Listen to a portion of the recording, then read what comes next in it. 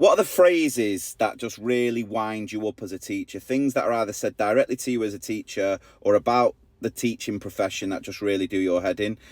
Let me know if I've not included the one that gets you, but these are some that just really wind me up.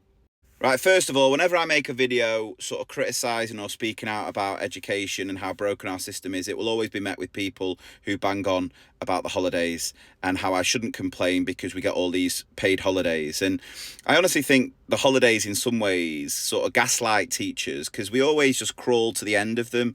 We just get there just about in one piece, and then first few days of the holidays we're normally ill, recovering, and then once we get past that and we have a couple of days to sort of refresh, we sort of go, oh, this isn't that bad, and then we're back into that constant cycle.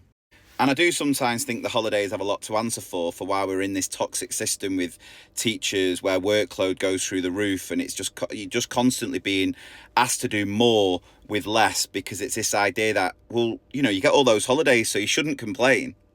Now, I don't reply to anyone with these comments because it's a waste of my time. They're never going to change their opinion, that narrow-minded view of education, having never worked in teaching. But my response would be, well, if it sounds that good, mate, come and join. Come and sign up. We are desperate to get more teachers in the profession.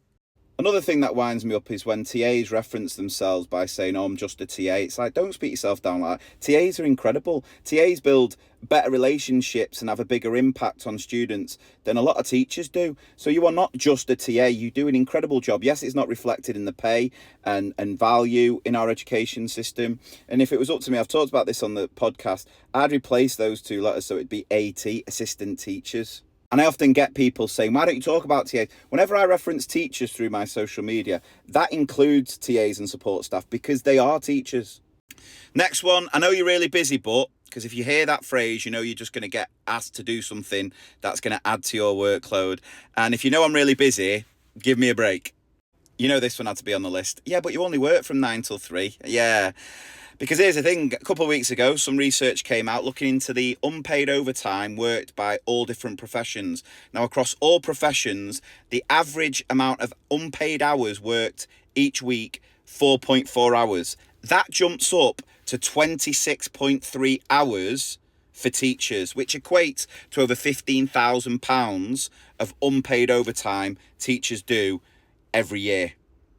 And for now, and I'm sure I'll probably make a follow-up video based on all your suggestions, has to be the phrase non-negotiable. Is there a more patronising phrase that just screams, we don't trust you as a professional more than non-negotiable? And if you don't believe how patronising this phrase is, just search non-negotiable in Google, and the first 2 pages of results will all come from primary school websites talking about how teachers, and it's just so frustrating because it's sort of always, policies are always designed to that lowest common denominator, and that's what we lack in this profession now, trust.